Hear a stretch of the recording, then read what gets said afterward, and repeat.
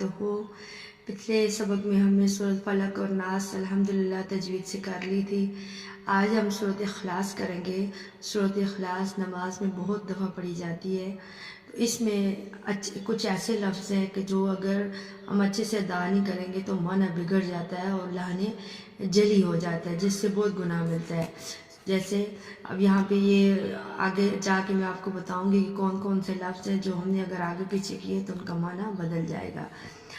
سورۃ الاخلاص۔ اعوذ باللہ من الشیطان الرجیم، بسم اللہ الرحمن الرحیم۔ قل، اچھے سے قاف موٹا پڑھنا ہے۔ قل کے معنی کہہ دو۔ اگر آپ نے قاف کو موٹا نہیں پڑھا، پتلا کیا، قل کہہ دیجیے صرف، تو اس کا مطلب ہو جائے گا کھا لو۔ اب دیکھیں یہاں پہ معنی کتنا بدل جاتا ہے صرف ایک قاف کی وجہ سے۔ قل، قل اچھے سے منہ بھر کے، قل هو اللہ، ہا نہیں بولنا ہے، اس کو ہا بولنا ہے۔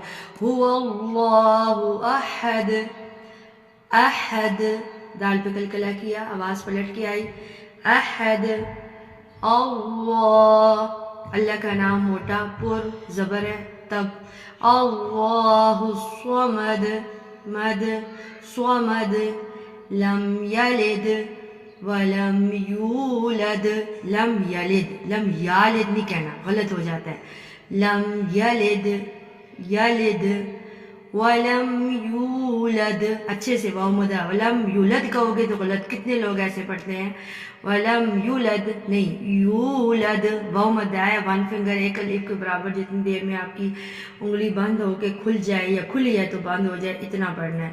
یہ واو سیکنڈ سے پہلے پیش ہو تو واو مدہ ہوتا ہے۔ وَلَمْ يُولَدْ وَلَمْ يَكُنْ لَهُ، یہاں پہ نون کی آواز چھپ جائے گی، وَلَمْ يَكُنْ لَهُ كُفُوًا، كُفُوًا أَحَدٌ، أَحَدٌ، كُفُوًا أَحَدٌ، احد، اچھے سے دال پہ کلکلا کیا، ہا کو ہا پڑھنا ہے، ہا کو ہا پڑھنا ہے، سواد کو موٹا پڑھنا ہے، ٹھیک ہے۔ امید ہے کہ آپ لوگوں کو اچھے سے سمجھ آ گئی ہوگی۔ اللہ تعالیٰ ہم سب کو قرآن مجید کو صحیح طریقے سے پڑھنے والا، پڑھانے والا اور اس پر عمل کرنے والا بنایا، اور آخرت کے لیے ہمارے لیے یہ بہترین کارساز ہمارے لیے نمونہ بنے تاکہ ہماری آخرت اچھی ہو جائے۔ اللہ تعالیٰ ہم سب کو کامیابیوں کمرانیوں سے نوازے۔ وما علینا الا البلاغ المبین۔ السلام علیکم ورحمۃ اللہ وبرکاتہ۔